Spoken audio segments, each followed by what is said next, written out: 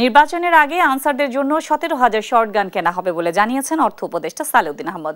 আর পুলিশের জন্য body camera কেনার জন্য পর্যালোচনা চলছে বলেও জানান তিনি। তবে এ সংখ্যা অনেক কমে আসবে বলে জানান তিনি। মঙ্গলবার সচিবালয়ে ক্রয় সংক্রান্ত উপদেষ্টা পরিষদ কমিটির বৈঠকে এই সিদ্ধান্ত নেওয়া হয়। বৈঠক শেষে অর্থ উপদেষ্টা বলেন, আনসারদের অস্ত্রগুলো অনেক পুরনো হয়ে গেছে, তাই নতুন করে এই অস্ত্রগুলো কেনার উদ্যোগ নেওয়া হয়েছে।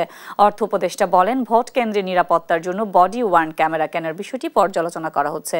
তবে এই সংখ্যা 40,000 নয়, আরও কমে আসবে বলেও জানান তিনি।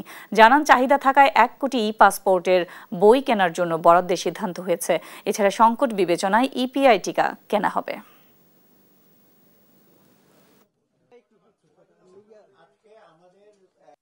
এটা একটা ইনফ্রাস্ট্রাকচার, আমি ডিটেল আজকে ইকোনমিক অ্যাফেয়ার্স কমিটিতে হিসাব হয়েছে, স্পেসিফিক জিনিসটা ওরা নিয়ে আসবে ওরা। আর ওটা করবে তো আপনার IOM করবে, ওটা কোনো প্রাইভেট সংস্থা নয়, ইন্টারন্যাশনাল অর্গানাইজেশন মাইগ্রেশন, যারা ওটা স্পেশালাইজ, ওদেরকে দেয়।